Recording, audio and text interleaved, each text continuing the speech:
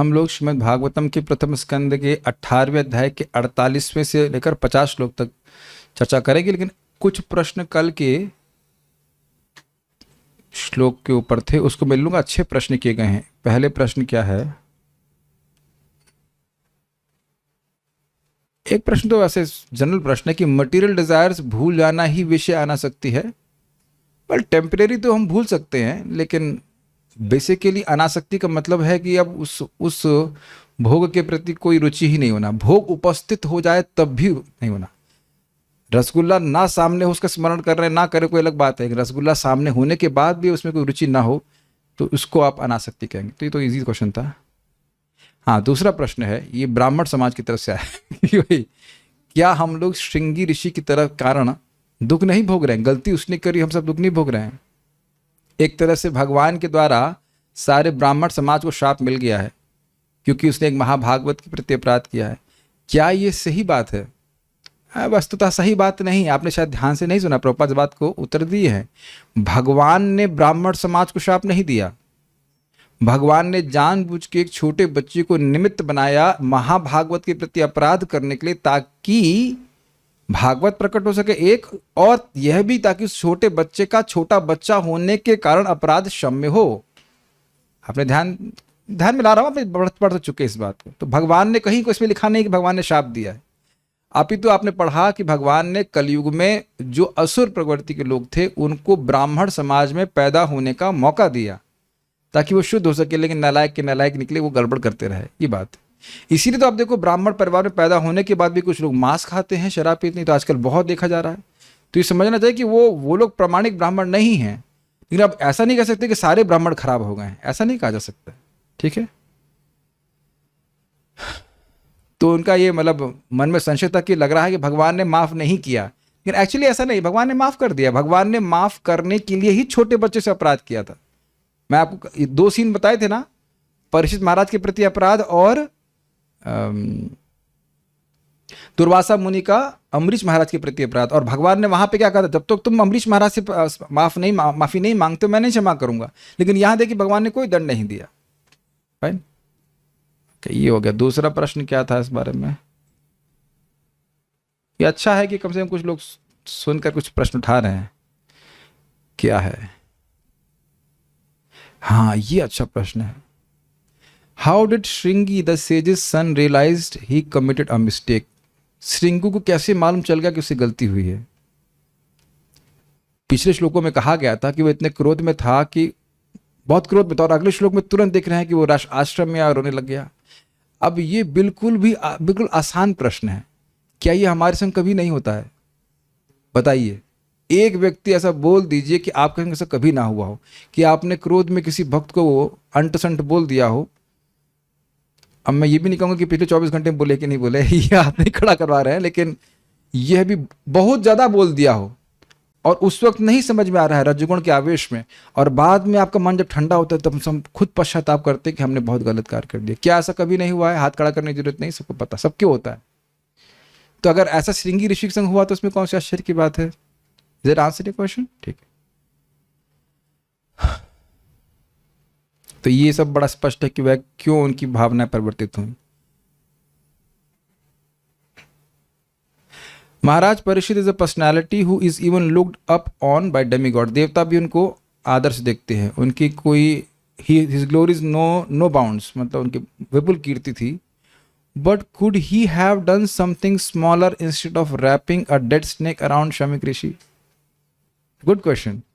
He's a Mahabhagavad, so was moved out of mere thirst and hunger that intense that instead of doing anything else he had to put a dead snake of end of end. कहने का हिंदी का इसमें प्रश्न ये रखा जाएगा कि भाई क्या केवल प्यास और भूख के कारण ही परीक्षित महाराज इतना बड़ा अपराध किए? तो उत्तर क्या है? उत्तर बहुत इजी है, नहीं। जो व्यक्ति माँ के गर्भ में ब्रह्मास्त्र सहन कर सकता है, और अभी आप देख रहे हैं प्यासा ही वापस पूरा भागवत सुन लेंगे प्यास, तो वो क्या प्यास और भूख से एक ऋषि के प्रति अपराध करेगा जिसने कली को माफ कर दिया, कली के अपराध को माफ कर दिया? वो क्या ऋषि का अपराध को कुछ मानेंगे? वो भी जबकि अपराध किया नहीं गया है।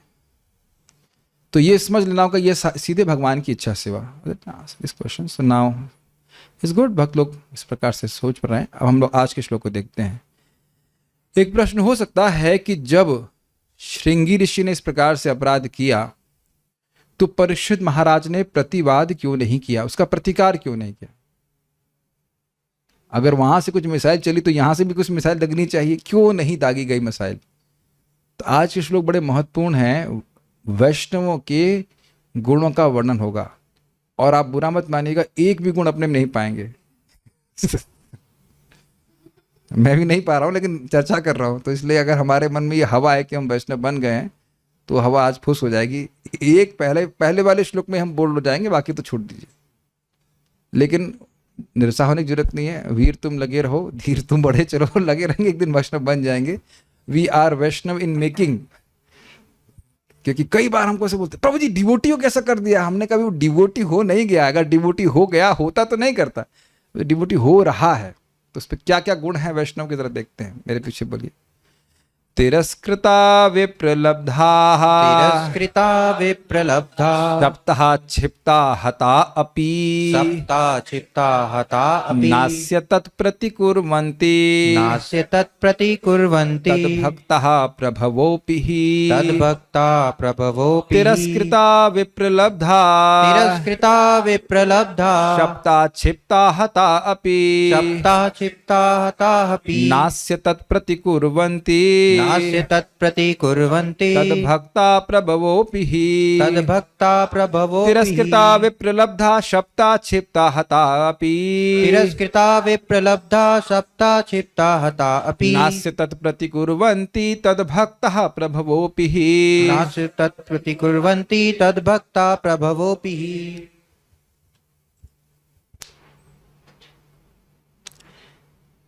भगवान के भक्त, किसके भक्त, इस पे ध्यान दीजिएगा। भगवान के भक्त इतने सहिष्णु होते हैं कि अपमानित होने, ठगे जाने, शापित होने, विचलित किए जाने, उपेक्षित होने अथवा जान से मारे जाने पर भी कभी बदला लेने का विचार नहीं करते।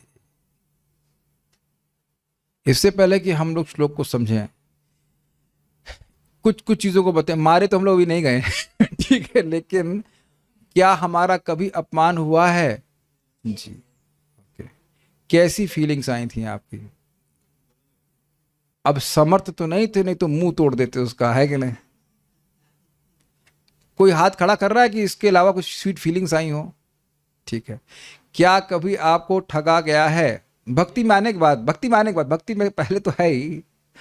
अगर ये पूछे कि आपने किसी को ठगा है, वो तो एक अलग प्रश्न हो जाए। ना तौबा तौबा, हम ऐसा कभी नहीं। हम तो चीटिंग का तो नाम, चीटिंग क्या सी से शुरू होता है कि टी से शुरू होता है हमको पता नहीं। हम तो ओनली टीचिंग, नो चीटिंग। तो ठगा गया है कि नहीं? अच्छा ये पूछें कि अभक्तों के द्वारा ठगा गया तो आप ना, कोई दिक्कत नहीं है, लेकिन भक्तों के द्वारा ठगा गया है कि नहीं? एटलीस्ट इन प्रोसेस भक्तों के द्वारा। ऐसा नहीं है भक्त ठगते नहीं है, गलत बोल गया। जो भक्त की आ रहे हैं, मतलब इन द फैक्ट्री में लगे, बैटरी से बाहर निकला नहीं माल, तो ठगा गया। ठीक है, तब कैसा लगता है? तो शायद कभी कभी जब भक्त हम लोग को ठग लेते हैं, भक्त मतलब जो नए नए भक्त है, जो भी कह लीजिए, तो अब लगता है कि यार क्यों आया मैं इस्कॉन में, यहाँ भी चीटिंग चलती है, यहाँ भी भक्त लोग हमसे धोखा दे देते हैं।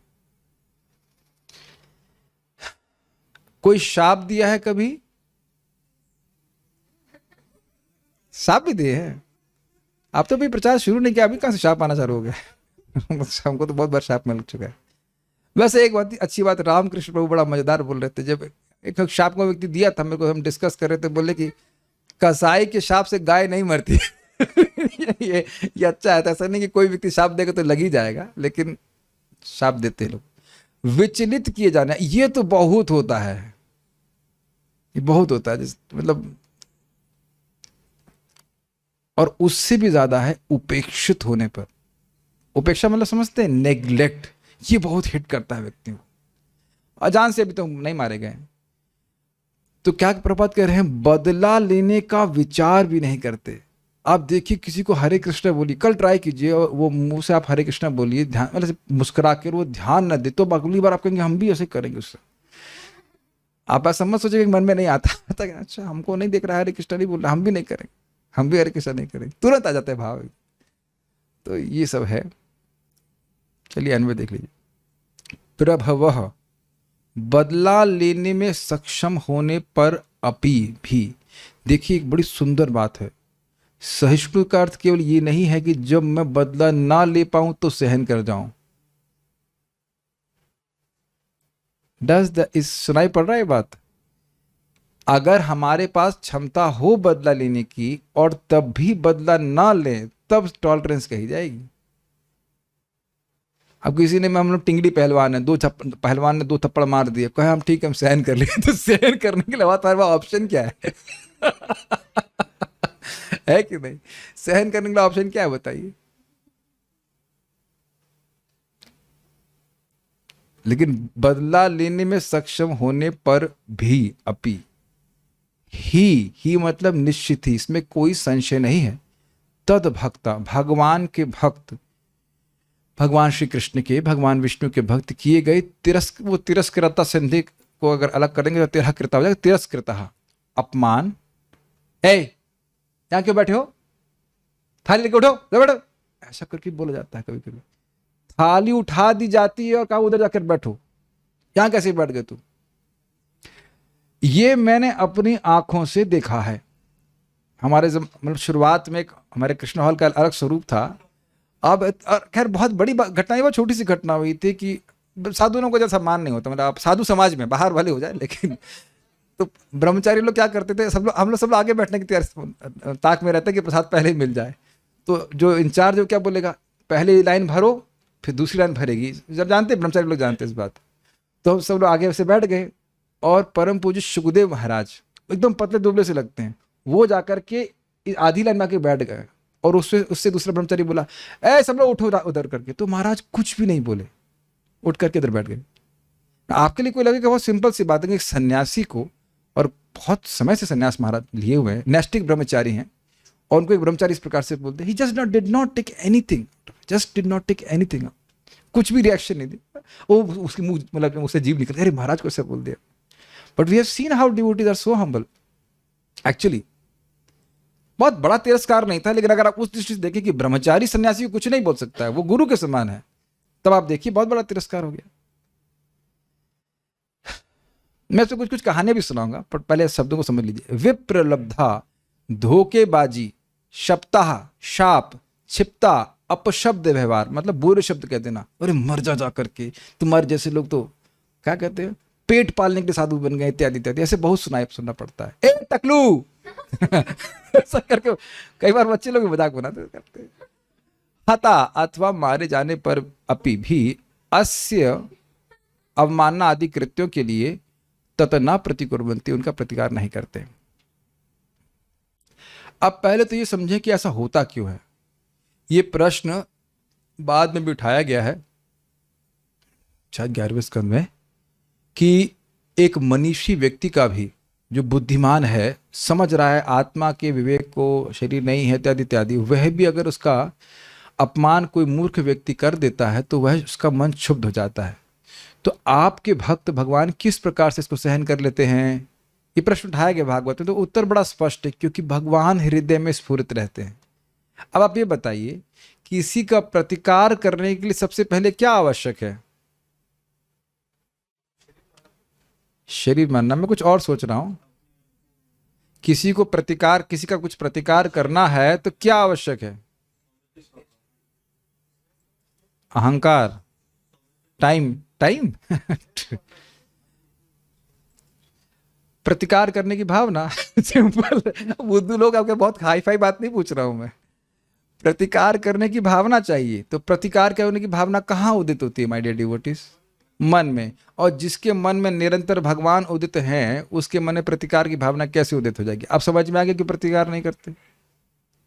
एक आप बात सोचिए, आप मान लीजिए आपको भगवान करे जल्दी कल ही मिल जाए, मेरे पास आशीर्वाद देने की क्षमता नहीं है लेकिन अच्छा तो बोल ही सकता हूं, कल ही आपको यह अनुभव मिल जाए कि एक नाम क्यों, करोड़ों नाम क्यों नहीं, और उसके बाद मैं आऊं ए बेवकूफ कहीं के, गधे, पाजी, पागल कहने। अब मान लो मैं कह भी रहा हूं और आप आनंद में हरे कृष्णा कृष्णा और डूबे जा रहे हैं, तब आप झगड़ा करोगे मेरे से। समझ में आ गया विज्ञान? If you are relishing holy name like anything, it's like I told Rup Goswami जी को, होली रहते एक क्यों, करोड़ों करोड़ जीभा होनी चाहिए, करोड़ों करोड़ मेरे कान होने चाहिए। तो अब अगर इस प्रकार का सुख का अनुभूति भक्ति में हो रहा है, तो अब ये देखने जाएगा व्यक्ति कि हमको गाली कौन दे रहा है। ये सारा विज्ञान समझ में आ गया। प्रतिकार की भावना चित्त में उदित होती है, और चित्त में अगर निरंतर भगवान उदित हैं तो किसी से द्रोह करने की भावना कैसे उत्पन्न हो सकती है। इसी कारण से बाह्य रूप से जो कुछ भी शरीर का धर्म के अनुसार अपमान सब कुछ हो रहा है, उस पर भक्त लोग ध्यान नहीं देते। जैसे हरिदास ठाकुर जी को काजी पकड़वाया, कहा तुम मुसलमान के रूप में जन्म ली हो और तुम हिंदुओं का धर्म पालन करते हो, तुम इतने नीचे गिर गए हो। तो हरिदास ठाकुर जी कहते हैं, हंस मन ही मन हंस रहे थे, कहते हैं क्या माया है। कहते हैं आप इसको अल्लाह कहते हैं, इसको हिंदी लोग कृष्णा कहते हैं, इसमें अंतर क्या है। और फिर कहते हैं कि आप लोगों ने बहुत सारे हिंदुओं को मुसलमान बना दिया, एक मुसलमान हिंदू बन गया, उसमें कौन सा नुकसान हो गया। अब वो कर्म हो जा रहा है, तुमको मार डालेंगे, ये कर देंगे, वो कर देंगे, और वो हंसे जा रहे हैं, उनको कोई डर नहीं हो रहा है, ना उनको कोई बुरा लग रहा है। और आप देख सकते हो हरिदास ठाकुर भी तो मारने का पूरा प्रयत्न किया गया, और उसके बाद भी, और ये पता होगा आपको, सुदर्शन तुरंत आ गया था, हरिदास ठाकुर जी पर दंड दिया गया था कि 22 बजे मारा जाएगा कोड़े से। पहला कोड़ा भी नहीं लगा था, उसी समय सुदर्शन आ गया था, सबको मार के खत्म करता जो इनको मारना चाह रहे थे। लेकिन उन्होंने कहा कि नहीं, आप इनको नहीं मारिए, इनको पता नहीं कि क्या कर रहे हैं। तो मारे जाने पे भी प्रतिकुर्वंती ना, ये तो हरिदास ठाकुर जी के एग्जाम्पल है। मैं और कुछ भूल जाऊं तो मुझे बताना, एक एक पॉइंट पकड़ते। तिरस्कृतः, तिरस्कार किए जाने पर भी प्रतिकुर्वंती नहीं, प्रतिकार नहीं करते। कोई स्मरण आ रहा है किसी का? मुझ अवंती ब्राह्मण का आ रहा है, 11वें स्कंद में आता है। उनकी स्थिति यह थी कि अब वो खाना खाते तो लड़के आकर के उसमें मूत्र कर देते थे, फिर भी वे कुछ नहीं कहते, उनके माथे पे, सर पे मूत्र कर देते। समाज मतलब भजन करने जाते तो कचरा डाल के उनके ऊपर फेंक देते ही, और वो गाली देते, ऐ सेरा पैसा सारा लुट गया तो आप साधु बन करके पेट पाल रहा है, ऐसे करके, फिर भी वह कुछ नहीं कहते। तिरस्कार। विप्रलब्धा, धोखेबाजी। हमें तो बलि महाराज का स्मरण हो रहा है, धोखेबाजी तो भगवान ने धोखेबाजी करी, उसके बाद भी कुछ नहीं बोले। पांडवों के संग धोखेबाजी कितनी करी, ये पता होना चाहिए कि युधिष्ठिर महाराज भी, फिर भी वह दुश्मन नहीं मानते थे। आप लोगों को पता हुआ कि ये जंगल में भेज दिए गए थे पांडव लोग, और जब कौरव आदि को गंधर्व लोग अटैक किए, दुर्योधन को पकड़ लिए थे, जान से भी मार देते, फिर भी उनको बचाने के लिए भीम और अर्जुन को भेजे थे। ये पता है आपको बात? विप्रलब्धा। नेक्स्ट क्या है? शप्ता। यहां तो शाप का एग्जाम्पल आप परीक्षित महाराज का देख ही रहे हैं। क्षिप्ता, अपशब्द व्यवहार के जाने पे। द्रौपदी, हाँ द्रौपदी तो खैर अपमान किया गया था। और हता वाला एग्जाम्पल मैंने दिया, तो ये नहीं करते हैं क्योंकि उनका चित्त भगवान के नाम रूप गुण लीला के माधुर्य से सराबोर रहता है। तो स्पष्ट श्लोक। तिरस्कृता विप्रलब्धा शप्ता क्षिप्ता हतापि नास्य तत्प्रतिकुर्वन्ति तद्भक्ता प्रभवोपि। मैं व्याख्या करूं, एकदम स्पष्ट श्लोक। हमको बस वही लग रहा है कि प्रभव अपि, यद्यपि वह समर्थ है। क्यों समर्थ है ये बता दीजिए? क्योंकि तद्भक्ता, भगवान के भक्त है। और यहां देखिए बड़ा स्पष्ट लिखा है तद्भक्त, मतलब केवल भगवान कृष्ण के भक्त ही इस प्रकार के गुणों को प्रकाशित कर सकते हैं। जरा सीन चेंज कर दें और फिर वहां पहुंच जाए जहां देवकी की शादी हो रही है, और कंस को ये मालूम चल गया कि इनका 8वां बच्चा या गर्भ हमको मारेगा, और तुरंत सारा प्रेम समाप्त हो गया। और फिर सीन चेंज कर दें, जब दुर्गा देवी प्रकट हुई तो उसके बाद छूट के चली गई, तो वो माफ़ी मांग रहा है कि हम क्या कर सकते हैं बहन, सब कर्म के अधीन है, मैं भी कर्म के अधीन हूँ। तुरंत गीता पढ़ लिया उसने और उसके बाद हम क्या कर सकते हैं, आपका हमने गलती कर दी, माफ़ कर दीजिए। अमेजिंग है कि उन्हें माफ़ कर दिया। कोई कर सकता है बताइए? किसी के 6 बच्चों को मार दे, उनकी आंखों के सामने सूर्य के समान, अग्नि के समान प्रकाशमान बच्चों को, वो भी लड़के, 6 मतलब लड़के पैदा हुए, और सबको मार दिया।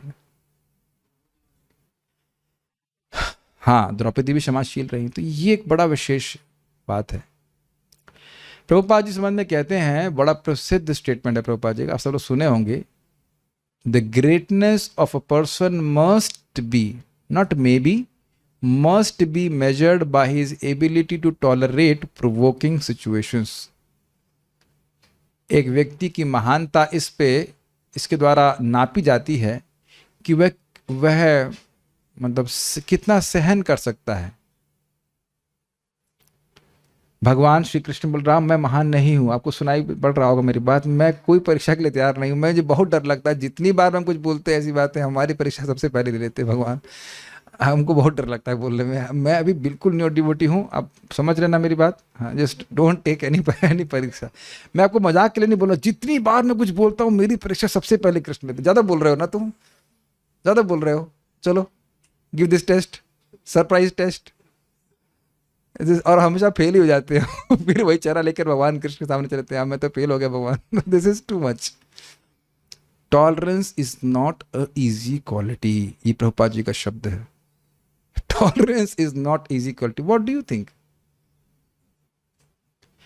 मजाक मजाक की बात तो ठीक है, जब कोई प्रेम से भी करेक्शन देता है कितने लोग स्वीकार करना चाहते हैं। इसीलिए मैं किसी को करेक्शन भी देता हूँ टेलीग्राम से, तो पहले पूछता हूँ कैन आई से समथिंग, कहता yes, will you not get offended, yes, then I speak something. बहुत भय लगता है कि भैया थोड़ी सी भी करेक्शन आजकल लोग सहन नहीं कर सकते।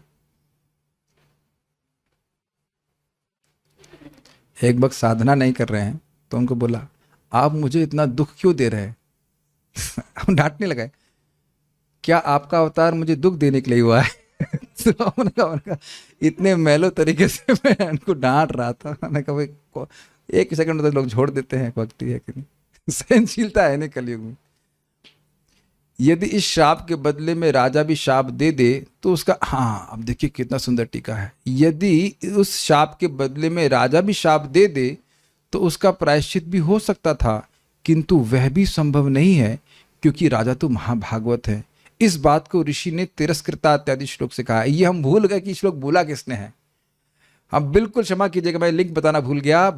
बात ये हुई कि भगवान से क्षमा मांग रहे हैं, क्षम्यति, क्षम्यत क्या था, नहीं क्षमिक ऋषि नहीं, क्षमा कुछ शब्द था क्षम्य करके, कि हमारे इस अपराध को क्षमा किया जाए, क्षन्तुम अर्हति, क्षमा करने के योग्य है। अब इंटरेस्टिंग बात यह है कि महाराज क्या नाम है, महाभागवत हैं, तो ये गुण तो भक्तों का है ही कि तिरस्कृत होने पर, शब्द होने पर वे प्रतिकार नहीं करते हैं। तो अगर परीक्षित महाराज कुछ दंड दे दिए होते इसको कि तुम हमको शाप दे रहे हो, या उसको निष्क्रिय कर दिए होते, तब क्षमा करने की कोई आवश्यकता नहीं होती। आप फॉलो कर पा रहे हैं? परीक्षित महाराज अपने सामर्थ्य से ही तक्षित को ऐसे उड़ा देते, तक्षक क्या उनके सामने बताइए, जो बोल चुके हैं पहले ही कि देवताओं में भी कोई अगर होगा हे धर्म तो मैं उसके बाहों उखाड़ लूंगा। तो तक्षक क्या देवताओं से बड़े हैं? उनके लिए वाटर स्नेक है, अगर कहा जाए कुछ नहीं है, ऐसे ही पीस देते तक्षक को खत्म, अगर वो चाहते तो तक्षक से कोई उनको डर नहीं है। आगे भी वो बोलेंगे मुझे कोई तक्षक से डर वर नहीं है। तक्षक के शाप को निरस्त करने में परीक्षित महाराज पूरी तरह समर्थ हैं। सुनाई पड़ गया इतनी बात? तो अब वो तिरस्कृत, वह क्योंकि वह ऐसा करेंगे नहीं तो अपराध लगेगा हम पर, इसलिए क्षम्या हम क्षन्तुम अर्हति, इसलिए हमें क्षमा मांग रहे हैं। Are you able to follow the link? क्योंकि वो महाभागवत हैं, उनको मारे जाने का शाप दिया गया है, लेकिन वह उसका प्रतिकार नहीं करेंगे, तो इसलिए फिर भगवान से ही क्षमा मांग रहे, आप हम क्षमा कीजिए। इस प्रकार से इस बात को ऋषि ने तिरस्कृता इत्यादि श्लोक से कहा है। तिरस्कृत अर्थात निंदित, निंदा करना, विप्रलब्ध अर्थात ठगे गए, क्षिप्ता अर्थात उपेक्षित होने पर, तथा हता अर्थात मारे गए भगवान के भक्त उसका प्रतिकार करने में समर्थ होकर भी तिरस्कृत आदि करने वाले से बदला नहीं चुकाते हैं। They don't waste time. अच्छा एक बात, थोड़ा सीन चेंज करके अपने पे घटित कीजिए, जरा सा कोई निंदा कर देता है तो व्यक्ति कितना जलता है, कितना डिफेंस करते हैं ना हम लोग। तात्पर्य, ऋषि श्रमिक यह भी जानते थे कि भगवान उस व्यक्ति को क्षमा नहीं करते जो भक्त के चरणों पर अपराध करता है। भगवान इतना ही आदेश दे सकते हैं कि भक्त की शरण ग्रहण करो। Did you get this line strongly? क्यों उसको हाईलाइट किया गया, आप समझ रहे हैं? मैं फिर से पढ़ रहा हूं, भगवान इतना ही आदेश दे सकते हैं कि भक्त की शरण ग्रहण करो। क्यों हाईलाइट किया गया इसको? जो व्यक्ति स्वराट है, साक्षात ईश्वर है, जिसके परे कोई ईश्वर नहीं है, उसके बारे में प्रभुपाद जी कैसे लिख रहे हैं? As if he is helpless, as if वो असहाय हो। और इस बात को भगवान विष्णु नवस्कंद में बड़ा स्पष्ट कहते हैं, अहम भक्त पराधीनो न ही अस्वतंत्र ही अस्वतंत्र द्विजा करके, मैं भक्तों के पराधीन हूं, मैं अस्वतंत्र हूं द्विज। यदि आज मैंने आपको माफ कर दिया अम्बरीश महाराज के अपराध के प्रति, तो मैं सारे भक्तों के प्रति द्रोह कर दूंगा। उनका विश्वास टूट जाएगा कि भक्तों के प्रति कोई भी अपराध कर देगा और भगवान उसको माफ कर देंगे। तो इसलिए मैं असंतंत्र हूं उस संबंध में, मैं आपको माफ नहीं कर सकता। क्या भगवान की कुछ एक दृष्टि से असहायता दिख रही है? इस संबंध में कृष्ण सहायता नहीं कर सकते। उदाहरण क्या दिया जाता है, अगर कांटा पांव में चुभा हो तो कंधे से बाहर नहीं निकाल सकते। बहुत सुंदर एग्जाम्पल है, कांटा पांव से ही निकलेगा। तो अगर भक्तों का अपराध कोई करता है तो उसे भक्तों से ही क्षमा मांगनी पड़ेगी, है? उन्होंने मन में सोचा कि यदि महाराज परीक्षित बदले में शाप दे दें तो बालक को बचाया जा सकता था, आपस में झगड़ा है, सॉल्व कर लो। लेकिन वे यह भी जानते थे कि शुद्ध भक्त सांसारिक लाभों या हानियों के प्रति लापरवाह होता है, he does not care. Ambarish Maharaj के केस में भी हम जानते हैं, उनके लिए पूरा जगत ही स्वप्नवत था। What do you care about a dream. वहां भी आप लोग जानते हैं कि दुर्वासा मुनि ने जब कृत्या उत्पन्न कर दी थी, वो कुछ भी नहीं बोले थे, वो हाथ जोड़ के खड़े रहते, ठीक है भगवान चाहते हैं मैं मर जाऊं तो ठीक है।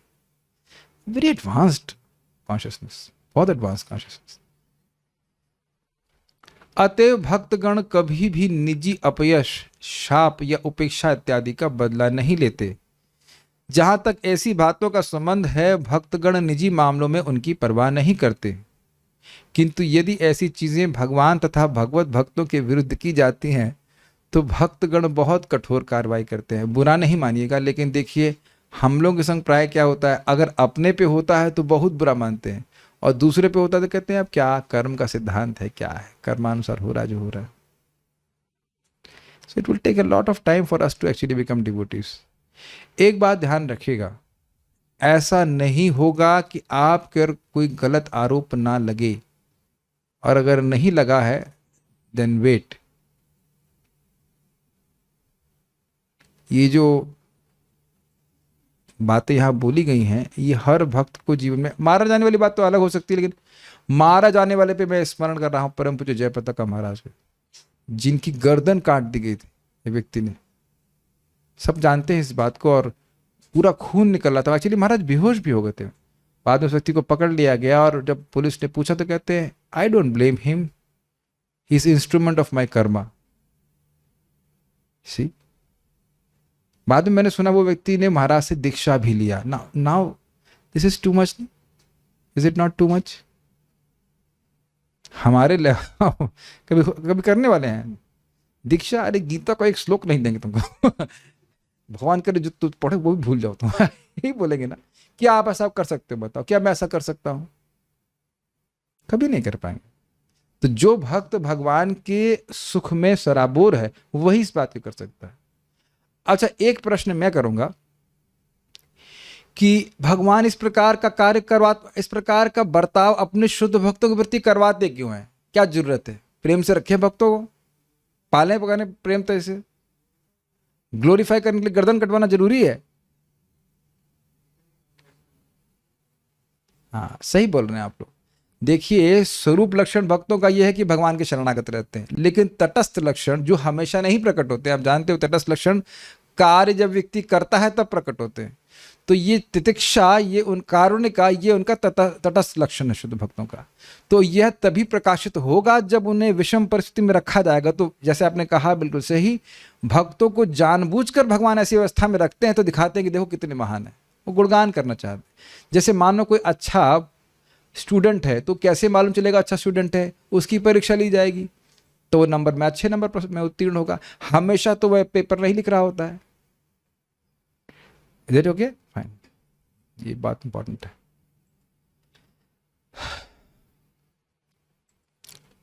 गुड। क्योंकि यह निजी मामला था, अतएव शमिक ऋषि को पता था कि राजा उसका बदला नहीं लेंगे। अतएव अप्रौढ़ बालक के लिए भगवान से याचना करने के अतिरिक्त अन्य कोई विकल्प ना था। तो समझ में आ गया सबको। ऐसा नहीं है कि केवल ब्राह्मण ही अपने अधीनों को शाप देने या आशीर्वाद देने में सक्षम होते हैं। भगवत भक्त चाहे वे ब्राह्मण ना भी हों तो भी ब्राह्मण से अधिक शक्तिशाली होता है। लेकिन शक्तिशाली भक्त कभी अपने लाभ के लिए शक्ति का दुरुपयोग नहीं करता। ये बहुत सुंदर बात है।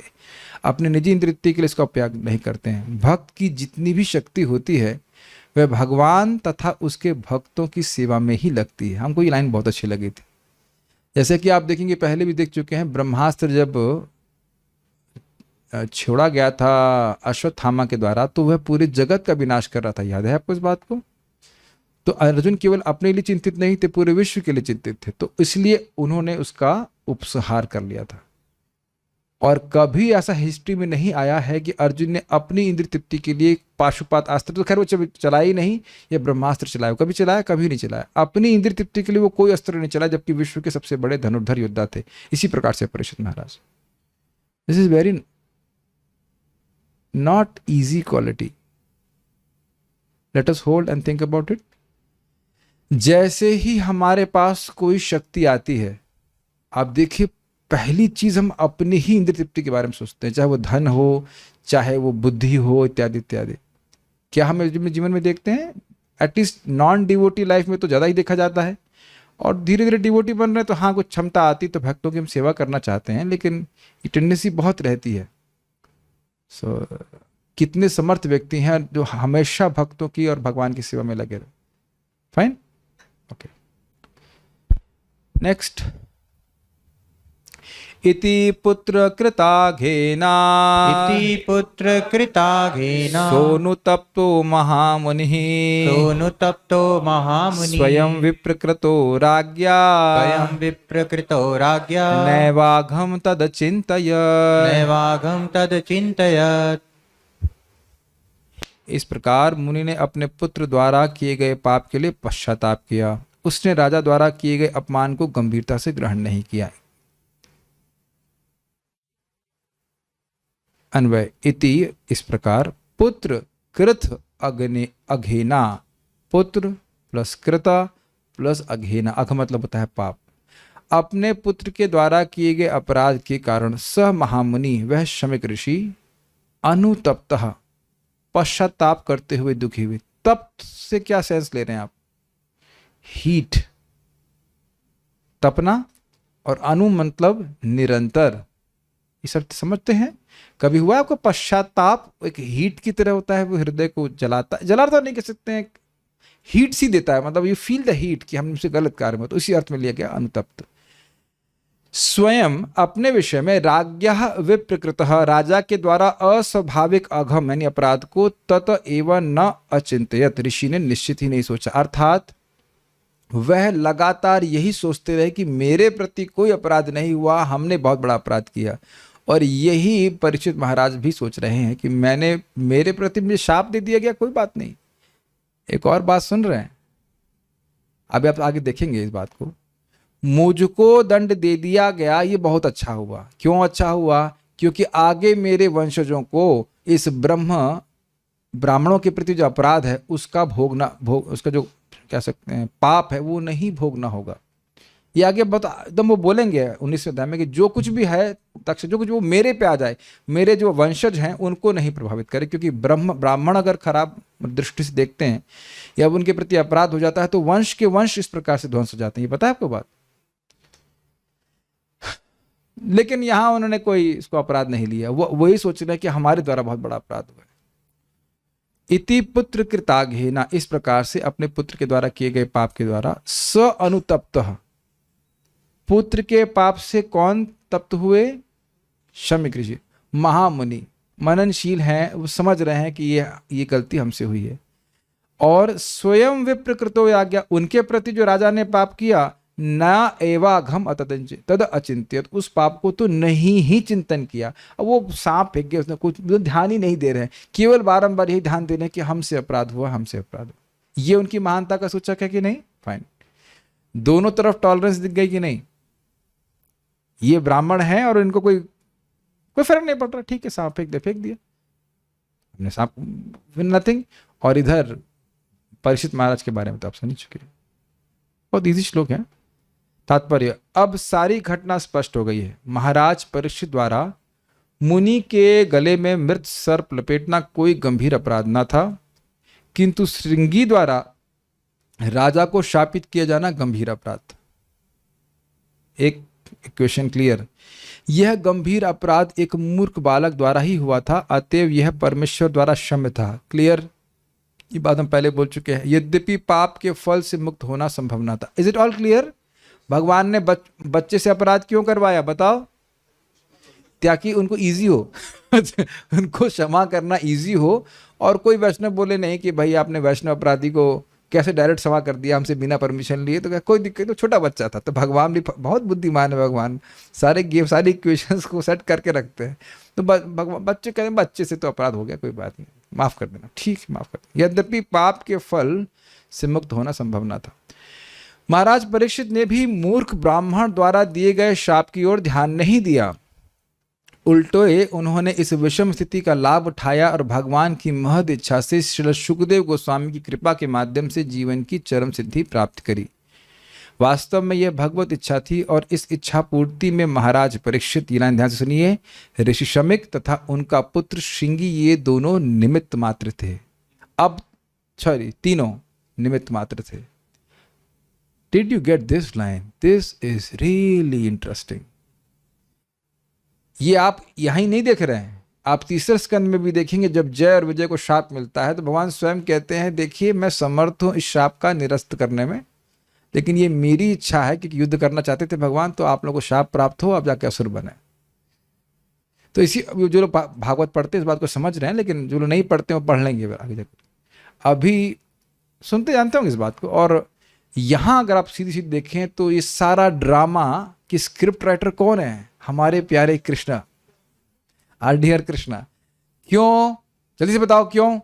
भागवतम के रूप में प्रकट होने के लिए आतुर थे, ताकि जीवों का कल्याण हो सके। तो सुखदेव गोस्वामी और परीक्षित महाराज की मिलन कराने के लिए सब लीला चल रही। ठीक है, तो इसलिए किसी को नहीं बोलिए कौन किसको अपराध किया, कौन किस में कली प्रवेश किया, खास कोई मतलब नहीं है, भगवान के आयोजन से ये हुआ। Fine, okay. अतएव इनसे किसी को कठिनाई नहीं हुई, क्योंकि हर काम परम पुरुष के संबंध में किया गया था। ये लाइन समझ में आ रहा है? ऋषि के ऊपर सर्प फेंका जाना, परीक्षित महाराज को अकस्मात प्यास लगना, भूख लगना इत्यादि, और अकस्मात श्रृंगी ऋषि को मूड ऑफ हो जाना, मूड ऑफ नहीं मतलब गुस्सा होना और शाप देना, मूड ही ऑफ नहीं हुआ था, शाप देना, वो भी इतना बड़ा शाप देना, और फिर उसके बाद वो ऋषि मतलब कुछ, और उसके बाद परीक्षित महाराज का प्रतिकार ना करना, ये सब भगवान की व्यवस्था थी ताकि भागवत प्रकट हो जाए। आखिरी श्लोक आज का और इस अध्याय का भी। प्रायशः साधवो लोके, प्रायशः साधवो लोके, परैर्द्वन्द्वेषु योजिताः, परैर्द्वन्द्वेषु योजिताः, न व्यथन्ति न हृष्यन्ति, न व्यथन्ति न हृष्यन्ति, यत आत्मा गुणाश्रयः, यत आत्मा गुणाश्रयः। प्रायशः साधवो लोके परैर्द्वन्द्वेषु योजिताः, प्रायशः साधवो लोके परैर्द्वन्द्वेषु योजिताः, न व्यथन्ति न हृष्यन्ति यत आत्मा गुणाश्रयः, न व्यथन्ति न हृष्यन्ति यथा आत्मा गुणाश्रयः। इससे पहले इस श्लोक में प्रवेश करें, एक भक्त हमको बता रहे थे कैसे उनका अपने चाचा जी से बहुत बड़ा झगड़ा हुआ था अभक्त जीवन में। वो बता रहे अब कुछ नहीं उनके हृदय में आता, उस झगड़े के प्रति झगड़े की स्मृति ही नहीं आती। तो यह हम सामान्य, हम सब भक्तों में भी देखते हैं कि भगवान की भक्ति करने से जो पहले के किए गए द्रोह हैं उनकी स्मृति नहीं रहती। आप लोग भी ऐसा अनुभव करते ही होंगे, मतलब बहुत से लोगों ने आप लोगों के प्रति खराब बर्ताव किया ही होगा, जीवन में तो चलता ही रहता है, लेकिन जब करता है भक्ति करता है तो वो सब एक तरह से भगवान डिलीट कर देते हैं। Is it not? आता है आप लोगों को? दांत भीजते हैं, कोई उसने ऐसा किया था 20-25 साल पहले और इस बार मिल जाए तो मुझ, ऐसा हुआ कभी? कभी जीवन में ऐसा बुरा तो कोई किया नहीं ना? यह बहुत है, लेकिन दांत नहीं भींच रहे ना, भीजते हैं दांत तो डिवोटी चिल हो जाते हैं, ठंडे हो जाते हैं भगवान की भक्ति करके। अनुवाद सामान्यतया, अच्छा वो सामने भी आ जाएगा तो भी द्रोह नहीं करेंगे आप, ये भी आप देखिएगा। सामने भी जाएंगे तो ठीक है, क्या है, हमारा कर्म था, उसने बोला। सामान्यतया अध्यात्मवादी अन्यों द्वारा संसार के द्वंद्वों में लगाए जाने पर भी व्यतीत नहीं होते, न ही वे सांसारिक वस्तु में आनंद लेते हैं, क्योंकि वे आध्यात्म में लगे रहते हैं। ये श्लोक कौन बोल रहा है? सूत गोस्वामी जी बोल रहे हैं। शमीक ऋषि बोल चुके हैं, अब सूत गोस्वामी बोल रहे हैं कि दोनों ही की तरफ से सहिष्णुता प्रदर्शित हुई। शमीक ऋषि ने भी कोई अपराध नहीं लिया और महाभागवत परीक्षित महाराज ने भी कोई अपराध नहीं लिया। क्यों नहीं लिया पता है? क्योंकि उनका सुख बाह्य व्यवस्था पे निर्भर नहीं करता। अगर मैं मान पार कर सुखी हो रहा हूं तब अपमान पाके दुखी भी होऊंगा, और अगर मान पाके भी कुछ नहीं हो रहा है तो अपमान पाके भी कुछ नहीं होगा। हाँ, एक कथा बताना भूल गया, पहले इसके अन्वय को बताऊंगा, फिर पहले कथा बता देता हूं। एक महान भक्त हुए, वो नाम भूल रहा हूं, लेकिन उनको गोदावरी से स्नान करके आ रहे थे। तो एक व्यक्ति, मतलब अब जो भी व्यक्ति था वो पसंद नहीं करता था उनको, तो उन पे कुल्ला कर दिया। मान लीजिए मंगल आरती जा रहे को कर दे तो ठीक, तो फिर गए वो गोदावरी में स्नान कर लिए, फिर वो आया, फिर कुल्ला कर दिया वो, फिर गोदावरी में स्नान गए, फिर आए, फिर कुल्ला कर दिया, फिर गोदावरी में स्नान गए, फिर आया। अब वह व्यक्ति इनके चरणों में गिर पड़ा। हमने कहा कि मैंने आपके प्रति बहुत बड़ा अपराध किया है, लेकिन आप अत्यंत सहिष्णु हो। कहते कहाँ अपराध किया? आपके कारण मैं आज गोदावरी में 3 बार स्नान किया। He is not taking any offense। और परम पूज्य राधा कुंज महाराज का प्रवचन आज ही मैं इस संबंध में सुन रहा था। कह रहे थे कि मान लो कोई भक्त है और कोई उसके ऊपर थूक दे और वो मन में भी बुरा ना सोचे, तब समझना चाहिए कि वो माया को जीत लिया है। बहुत कठिन परीक्षा है, इज इट नॉट? बुरा बोलने की तो बात छोड़ दीजिए, परीक्षा लेते हैं। हमने देखा है अपनी आंखों से, पहले ही बोल चुके हैं। कृष्ण हॉल में हमारे एक मित्र हैं, वो प्रसाद वितरण कर रहे थे। ऐसे तो किसी अधर्म का कीर्तन नहीं करना चाहिए, हम उनके गुणों का कीर्तन कर रहे हैं। पता नहीं कोई पगली नथिंग अगेंस्ट माता जी, बट एक पगली माता जी थी, उसको जलेबी नहीं मिली। उसका दिमाग खराब हो गया। उसने कुछ दोना लिया, इसमें बहुत सारा कुछ सामान पड़ा था, कुछ जलेबी तो कुछ तो पड़ी थी, किस तरह मिल गई, ली और उसके मुंह पे मारी भाग पब्लिक में। और वो ब्रह्मचारी हैं और अन्य भी ब्रह्मचारी लोग बैठे हुए थे, उनके मित्र बैठे हुए थे। कितनी बेइज्जती लगी होगी बताइए। मतलब चेहरा नहीं दिखा पाएगा है कि नहीं कोई? ठाकुर जी हम इतने सही, हमको बचा के रखिए। बहुत ये हमारी सब घटना मेरी आंखों से, मतलब सन्न रह गया, मैंने ये क्या हो रहा है? ऐसे ऐसे लोग आ जाते हैं, बताओ कभी कभी। हम अधर्म का कीर्तन नहीं कर रहे हैं, उस भक्त के गुणों का सहिष्णु, अमेजिंग सहिष्णु है। कुछ नहीं, उसको हटा करके अपना जो है मुंह धुल करके वो जो भी किए। अमेजिंग हाउ मच, कितना अपमान किया जा सकता है इस जगत में। वो भी जलेबी के लेके। जलेबी मुंह में तो आई, लेकिन बड़े खतरनाक तरीके से। ये सब, ये तो ऐसा नहीं सुना नहीं, मेरी आंखों के सामने हो रहा था, हम तो शॉक हो गए, नहीं ये क्या हो रहा है? This is too much. People can just go mad. कलयुग है, लोग क्रेजी तो है ही। एक वक्त बता रहे थे गीता बांट रहे थे, गीता लेकर के उन्हीं के ऊपर फेंक दी गीता से करके। तो ऐसा बहुत लोग अपमान करते हैं, फिर भी भक्त लोग प्रचार करते हैं, सहिष्णु होते हैं। अन्वय देखिए, लोके, इस संसार में, प्रायशः, सामान्यतः, साधव संत गण परैर द्वंदेषु, अन्यों द्वारा सुख दुख को योजिता। योजित का मतलब होता है जुड़ना, तो इसलिए यहां रखा गया है प्राप्त करके। दुख और सुख उनको, उनसे जोड़ा जा रहा है। दुख नहीं था लेकिन दुख दिया जा रहा है, और सुख भी दिया जाता है। द्वंदेषु शब्द है, ये नहीं कहा जा रहा है केवल दुख। देखिए बहुत ध्यान से सुनना पड़ेगा। द्वंद मतलब दो, तो कभी सुख कभी दुख। अरे महाराज जी आप तो बहुत बढ़िया व्यक्ति हैं, इत्यादि इत्यादि, आपको देख करके तो हमारा पूरा कुनबा पवित्र हो गया। महाराज बोल रहे थे कभी कभी बस रुकवा के माला पहनाते। ये होता है। हम लोग एक बार बिहार में कहेंगे, आप भी थे ना पार्थ? हाँ मेरे संग थे आप। वहां गए हो, पता नहीं गुरु ब्रह्मा गुरु विष्णु गुरु देवो महेश्वरा, ये वो, आपके चरण धोएंगे, चरण के पानी पिएंगे। हमने कहा भाई ऐसा कुछ नहीं करना है, हम आगे वहां से क्या कर रहे हैं? क्या क्या होता है। बहुत बहुत कहीं जाएंगे तो बहुत सत्कार होता है, और कहीं एकदम बोल देंगे तुम लोग कुछ जानते ही नहीं हो, तुम तो पेट पालने के लिए बन गए हो, तुम्हें खाने को नहीं मिल रहा था इसलिए तुम इस प्रकार साधु बन गए, ऐसे करके बोलते। हर प्रकार के लोग होते हैं। तो इस प्रकार से सुख दुख को संतगण प्राप्त होते ही है, साधु लोग प्राप्त होते हैं। न व्यथंती, न तो पीड़ित होते हैं यानी कि जब दुख मिलता है, और न हर्षंती, न तो प्रसन्न होते। महाराज समझा रहे थे 11वें स्कंद के उदाहरण देकर कि देखो भाई, हवा है वो सब जगह बहती है। अब ऐसा नहीं मान लो हवा बह रही है और गंदे नाले पे बहे तो कहे भाई जल्दी जल्दी भागो यहाँ से, बहुत बदबू आ रही है। और ऐसा भी नहीं है कि अगर कहीं गार्डन, मान लो गुलाब का गार्डन, तो यहाँ जरा ठहर जाते हैं, यहाँ थोड़ा अच्छी खुशबू आ रही। कितना सुंदर उदाहरण ना, अमेजिंग है ना, समझ पा रहे उदाहरण। गंदी जगह वायु तेजी से नहीं बहती है और खुशबूदार जगह में धीरे नहीं बहती है, रुक जाए थोड़ा सुगंध ले ले। तो ऐसा नहीं कि कोई अपमान हो तो चले भाग वहां से, नहीं, यहाँ नहीं कुछ बोलना है। और जहाँ सम्मान हो रहा है तो यहाँ तो अच्छा प्रसाद मिल रहा है, जरा 2 दिन और थोड़ा सा बीत जाए, 20 आइटम मिल रहा है, क्या दिक्कत है।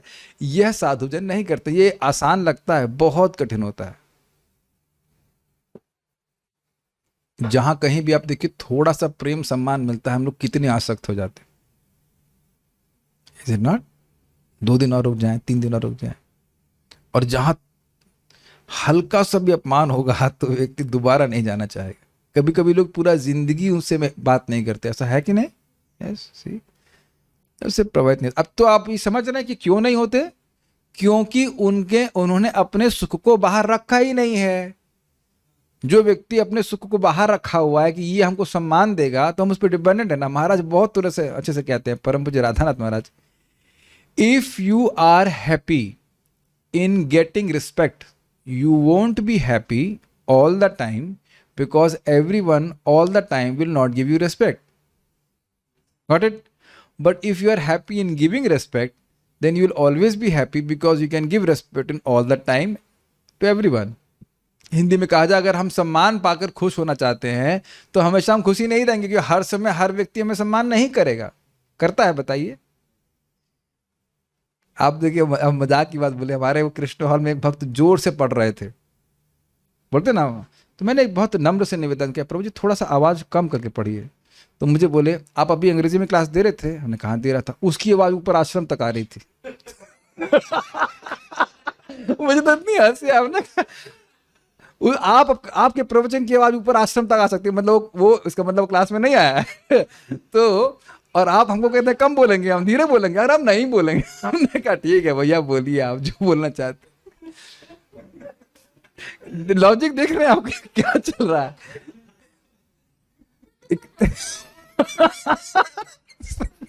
अब इसका क्या उत्तर आप देंगे, बताइए। भागवत की आवाज अगर ब्रह्मचारी आश्रम तक जा रही है तो कृष्ण हॉल का आवाज तेज होना चाहिए, ताकि चाहे कान फाड़ दे। हमने कहा ठीक है, कुछ नहीं है। हमने कहा न वतंती न हरिशंती, कुछ नहीं। आगे बढ़ गए हम। साधु समाज में भी हर प्रकार के, हर डिजाइन के साधु रहते हैं, बहुत अमेजिंग नहीं ऐसा रहता है। तो ये जगत में होगा, ठीक है। यतः, क्योंकि आत्मा तो अगुण आश्रय, गुण का आश्रय नहीं। इसका अर्थ क्या है? आत्मा अगुणाश्रय उन साधुओं का गुण है। अर्थात देखिए, वस्तुतः आत्मा का इस जगत के मान अपमान, सुख दुख, हानि और लाभ से कोई मतलब नहीं है, क्योंकि अहंकार के वश हम उसमें अटैच्ड हैं अपने शरीर में, इसलिए परेशान हो जाते हैं। तो आप देख ही चुके हैं कि शमी ऋषि कौन सी अवस्था में थे? समाधि की अवस्था में। वो सुख किसमें अनुभव कर रहे हैं? समाधि में।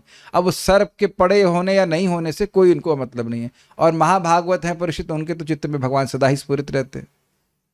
सो अब मूल बात समझ रहे हैं, इस जगत के द्वंद्व से मुक्त होने का एकमात्र उपाय है कि भक्ति के सुख का अनुभव करना, नहीं तो हम मुक्त नहीं हो सकते। आप देखिए कि कुछ भी जगत में हमारे संग होता है तो उससे हम प्रभावित हुए हैं, तो उसका प्रभाव ये है कि हम उसका वर्णन करते हैं, जैसे कि मैंने भी किया। और तो मेरे को ज़्यादा फर्क नहीं पड़ा, लेकिन मुझे तो हंसी आ रही थी क्या उत्तर आ रहा है। लेकिन हम इससे प्रभावित होते हैं, उसका लक्षण ये है कि हम उसका वर्णन करते हैं। अरे साहब बहुत मानते हैं हमको, बहुत अच्छे व्यक्ति हैं, या क्या आदमी यार, मतलब क्यों, क्या हो गया भाई? फिर बस इतना कोई पूछ दे, हम लोग शुरू करते ना से, पता नहीं भाई वो क्या आदमी है। दूसरा व्यक्ति भी सुनना चाहेगा, आपको दुख बांटना चाहेगा और पूछेगा क्या हो गया प्रभु जी? अरे अब क्या बताएं, अब है कि नहीं? ठीक है। तो ये जो गुण का कीर्तन हो रहा है उसके, वो दिखा रहा है कि हम प्रभावित होना है। फाइन। प्रायशः साधवो लोके, प्राय ऐसा होता ही है, सामान्य लोग साधवः साधुओं को लोके इस जगत में पर द्वंद्वेषु योजितः अन्यों के द्वारा वह सुख और दुख में को प्राप्त कराए जाते हैं बाह्य रूप से। जैसे कि यहाँ पे हम देख रहे हैं किसके बारे में, शमिक ऋषि भी दुख को एक्सटर्नली दुख को प्राप्त हुए, महाभागवत परीक्षित महाराज भी प्राप्त हुए। न वितंती न हर्षति, दे डोंट रिएक्ट, उन्हें कुछ फर्क नहीं पड़ता, ये कहने का आशय। एक मैं एग्जाम्पल दे रहा था, ऑल तो हम स्तर पे अभी है नहीं, लेकिन एग्जाम्पल हम देने चाह रहे हैं। हम लोग टवेरा कार से जा रहे थे प्रचार करने के लिए और बस ने ओवरटेक किया, मैं पहले भी बोल चुका हूँ इस बारे में, और एक व्यक्ति थूक दिया और कार के विंड स्क्रीन पे गिर गया। अब मेरी कोई पहचान अपनी इस कार से बहुत अधिक नहीं है, अपनी कार तो है ही नहीं, मंदिर की कार है, और कोई ऐसी विशेष पहचान नहीं थी। हम जब कर रहे थे, जब करते रहे। अब आप जानते कि तुरंत ही जब करना शुरू कर दिया हमारे ड्राइवर ने, है कि नहीं। उन शब्दों को हम यहाँ भागवत क्लास में उपयोग नहीं कर सकते, ये हमारा अधिकार नहीं है, समझ गए। तो आप समझ गए। तो अब वो जो बोला होगा आप लोग इमेजिन करते रहिए, जबकि उसमें कुछ नहीं कह रहे। I was just not reacting at all। मैंने कहा क्या है, I am not the car. उसे क्या किया उसने, क्या होता उसको वाइपर चलाया और कुछ पानी होता किया, उसका सब साफ हो गया, खत्म। अब वो व्यक्ति भी जानबूझ के नहीं किया, इज इट नॉट ऐसा नहीं वो देख रहा था कि साधु लोग आए पे हम थूके कुछ भी नहीं है। लेकिन अगर यही कोई थूक या पिच मार दे हमारे मुंह के ऊपर, तब हम इस प्रकार से ब्रह्मभूत प्रसन्न आत्मा नहीं रहेंगे, नहीं। Got it? So this is the point। क्यों भाई, यत आत्मा, यत मतलब क्योंकि आत्मा अगुणाश्रय, आत्मा का इन भौतिक गुणों से कोई संबंध नहीं। ओके श्रीधरी सूत जी ने ऋषियों से कहा कि ऋषि शमिक जो अपने पुत्र के द्वारा ही किए गए अपराध से दुखी थे और राजा के द्वारा किए गए अपराध के विषय में उन्होंने सोचा भी नहीं, ये उचित ही था। कोई अगर मान लो आश्चर्य करे कि ऐसा क्यों किया, तो सूत जी इस बात को बोल रहे हैं क्योंकि संतों का यह स्वभाव ही होता है कि वे दूसरों के द्वारा दिए गए सुख अथवा दुख से न तो प्रसन्न होते हैं और ना दुखी होते हैं। वे जानते हैं कि आत्मा गुणों का आश्रय नहीं होता है। गुण मतलब ये जो भौतिक गुण हैं, इनका कोई इससे कोई मतलब नहीं है। तात्पर्य, आध्यात्मवादी जन ज्ञानी, योगी तथा भगवत भक्त होते हैं। ज्ञानियों का लक्ष्य ब्रह्म में तदाकार होने की सिद्धि प्राप्त करना होता है। योगी सर्वव्यापी परमात्मा की अनुभूति करना चाहते हैं और भक्तगण भगवान के व्यक्तित्व की दिव्य प्रेममयी सेवा में लगे रहते हैं। ये सब बात समझते हैं सब लोग, ठीक है। चूंकि ब्रह्म, परमात्मा तथा भगवान एक ही दिव्यता की विभिन्न अवस्थाएं हैं, अतएव ये सारे अध्यात्मवादी प्रकृति के तीनों गुणों से परे होते हैं। ये सब लाइनें समझ में आ रहे हैं। ब्रह्म है भगवान के शरीर से निकलने वाला दिव्य तेज, परमात्मा भगवान का एक्सपेंशन सबके हृदय में, और कृष्ण भगवान तो है ही। इन तीनों की अनुभूतियां जो कर रहा है वह व्यक्ति भौतिकतावादी नहीं है। उसका सुख भोग इस प्रकृति के किसी पदार्थ से उत्पन्न नहीं होता है। ये बात बोली जा रही। जब सुख ही उत्पन्न नहीं होगा तो दुख कहां से उत्पन्न हो जाएगा। सुख और दुख एक ही सिक्के के पहले हैं। हम एक भक्त को समझा रहे थे, मैं उसको नहीं चाहता हूं। हमने कहा बेटा द्वेष कर रहे हो, उसका दूसरी तरफ भी है, मैं उसको बहुत चाहता हूं। और बात तो निकल के आ गई। अगले दिन मैं बहुत चाहता हूं अगले दिन नहीं चाहता हूं, अगले दिन फिर बहुत चाहता हूं। ने कहा क्यों फंस रहे हैं आप चाहते हैं हंसी आती है, लोग समझ रहे हैं ना। मैं विरक्त हूं, अगले दिन आसक्त हूं, मैं विरक्त हूं, मैं आसक्त हूं। अरे भाई, अगर वहां से आपको दुख मिल रहा है तो सुख भी मिल रहा है। यू कैन नॉट से सुख और दुख रहता है। Make sense?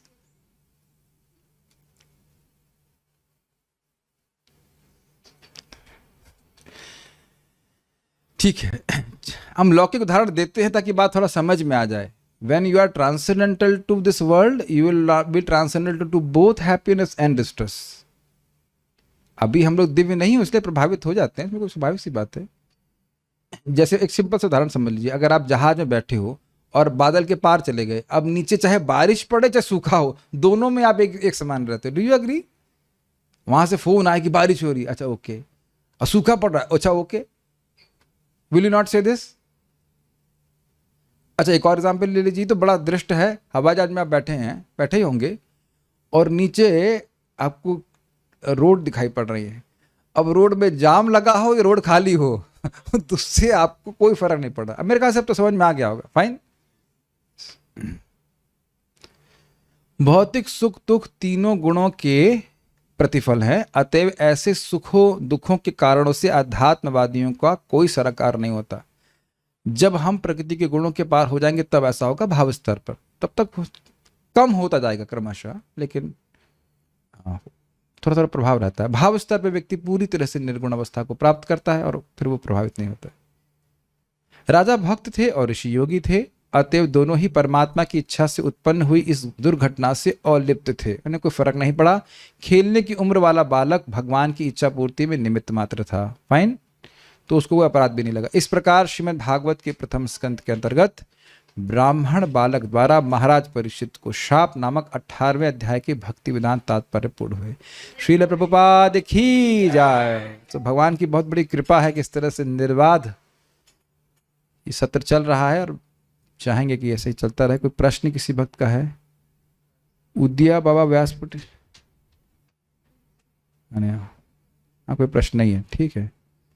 कल हम लोग रिवाइज करेंगे, yes can ask the question, और फिर परसों से हम लोग भगवान ने चाहा तो 19वें अध्याय को शुरू करेंगे।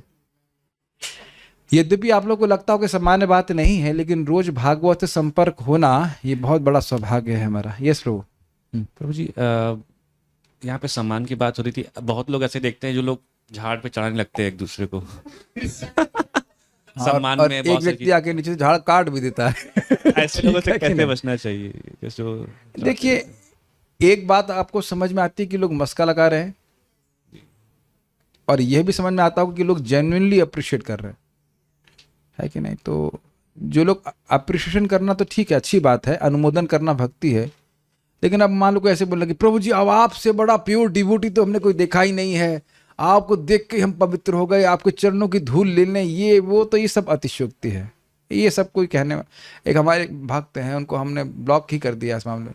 गुरुदेव वो पता नहीं क्या क्या हो, आप उद्धार करने वाले हो, ये। हमने कहा भाई हमको ये गुरुदेव फुरुदेव आप मत बोलिए, हम भगवान प्रभुपाद जी के तुच्छ सेवकों के सेवक हैं, प्रभुपाद को प्रसन्न करने के लिए कुछ कर रहे हैं आप, और मान ही नहीं रहे। तो हमने कहा फिर हम ब्लॉक कर देना, हम आपकी बात नहीं सुनेंगे, ये सब मत बोलिए।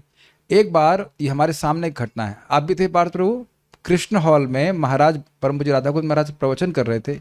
बहुत सारे लोग होंगे और लोग देखे होंगे ना, बलराम पैदा हुए थे तब, पैदा भी नहीं हुए थे अब, हमारे सामने कृष्ण हॉल में ऐसा हुआ है। हम कृष्ण हॉल की बात बता रहे हैं, तो वहाँ भी इस प्रकार से नहीं, हम कुछ और बात बोले, जो आप बोल रहे हो नहीं सोच रहा हूँ मैं। तो महाप्रसाद प्रभु बोले कि महाराज जी को चरण कोई छुएगा नहीं, और जिसको प्रणाम करना है वो दूर से प्रणाम करेगा। तो महाराज बोले नहीं, दूर से भी प्रणाम नहीं करेगा। मतलब ये भक्त महाराज को नहीं अच्छा लग रहा है। और एक जगह हमने सुना हरिद्वार में ऐसा हुआ कि महाराज बोलते हैं कथा का अनुमोदन कीजिए, कथा में कुछ आपको अच्छा लगे वो बताइए। तो महाराज का गुणगान एक भक्त करने लगे, तो महाराज से हम जो सुने भक्तों से बोले महाराज कि भाई जूता ही मारना है तो ऐसे बोले, मेरा जूता मारना है तो पब्लिक में क्यों मार रहे हैं, इतना उनको बुरा लग रहा था। और अगर आपको याद हो, नंद महाराज के पास जब उद्धव जी आते हैं तो उद्धव जी कहने लगते हैं कि आपसे बड़ा कोई भक्त तो है ही नहीं, इत्यादि इत्यादि। वहां भी वो कहते हैं ये तो हम तो सोच रहे थे कि बहुत बुद्धिमान है, इसके बाद तो बुद्धि है ही नहीं, अरे हम इतना दुख में पड़े हुए हैं और कह रहा है हमसे कोई बड़ा भक्त नहीं, कृष्ण हमसे दूर है, इत्यादि इत्यादि। तो भक्तों को अपना गुणगान सुनना अच्छा नहीं लगता है। और एक बार भी प्रभुपाद जी के शिष्य उनका गुणगान करने, हाँ ये तो हमने अपने सामने देखा, परम पूज्य राधानाथ महाराज गुरु महाराज की हम व्यास पूजा में गए थे। अब हुआ ये कि जहाँ पे क्रॉस मैदान में ये व्यास पूजा होनी थी, बारिश हो गई, झमाधम धमाधम बारिश हो गई। तो हुआ ये कि पहले प्रसाद कर दिया गया। वहाँ लोग का मैनेजमेंट बड़ा अच्छा है, मंदिर में ही सबको प्रसाद पहले खिला दिया गया। फिर हमने सोचा आज तो कुछ होगा नहीं व्यास पूजा, तो हम खिलाने के बाद पहुंचे क्रॉस मैदान में, तब बारिश रुक गई थी। और महाराज आए और महाराज कहे कि I am very happy that I can now speak about Krishna without painful austerities. ये शब्द मुझे आज तक याद है। समझ पा रहे हैं इस बात को? हम सोचेंगे कि गुरु महाराज को बड़ा अच्छा लग रहा है, वो पब्लिक में बैठे हैं और लोग बोले जा रहे हैं यू आर माई मास्टर, मेरा ये और वो जो भी बोल रहे हैं, बट ये एग्जैक्ट शब्द है। मुझे साल वाल याद नहीं रहता, लेकिन एकदम स्पष्ट है, वो एकदम सामने महाराज बोल रहे थे, विदाउट पेनफुल ऑस्टेरिटीज। पब्लिक में महिमा गायन किया जाना से बहुत शर्माते हैं भक्त। परम पूज्य राधा गोविंद महाराज तो अपनी व्यास पूजा में नहीं आते ही नहीं, हाँ नहीं आते वो। तो ये चीज़ है। तो अब कोई व्यक्ति ज़बरदस्ती झाड़ पे चढ़ा रहा है तो मोस्टली उसका अल्टीरियर मोटिवेशन होता है, तो उसको अवॉइड कर सकते हैं। आप ही देखिए क्या वो आपसे कुछ उसके बदले में चाहता है क्या, और अगर हम इस प्रकार से फंसने लग जाएं तो वो हमारी थोड़ी मूर्खता है। हाँ, लेकिन जेन्युइनली अगर कोई भक्त अप्रिशिएट कर रहा है तो वह भी समझ में आ जाता है, इज इट नॉट, कि हाँ ये जेन्युइनली इनको अच्छा लगा तो ऐसे करते। ये तो एक नेचुरल सी बात है। मान लीजिए किसी ने बहुत अच्छा प्रसाद बनाया और आपने कहा, अब बड़े प्रसाद पाके खुश हुए और आपने उनको बोला, ये तो भक्तों के बीच में प्रेम का आदान प्रदान है। लेकिन उस तरह का जो ग्लोरिफिकेशन है इसमें केवल चने के जो गुण है नहीं आप में और लोग बोल रहे हैं, तो थोड़ा सतर्क होना चाहिए कि they might be in the विप्र लब्ध category, they might be cheating us, something like that. और उसकी वजह से अहंकार पे भी आ सकता है। ठीक है, okay, so will stop here. Srila Prabhupada की क्या है, प्लीज टीच सम मोर कथा, फर्स्ट टू कम इन जपा। आप जप में आते नहीं और कथा एक्स्ट्रा मांगते हो, आज इतनी कथा सुनाएंगे, कल एक्स्ट्रा सुनाएंगे। हरे कृष्णा।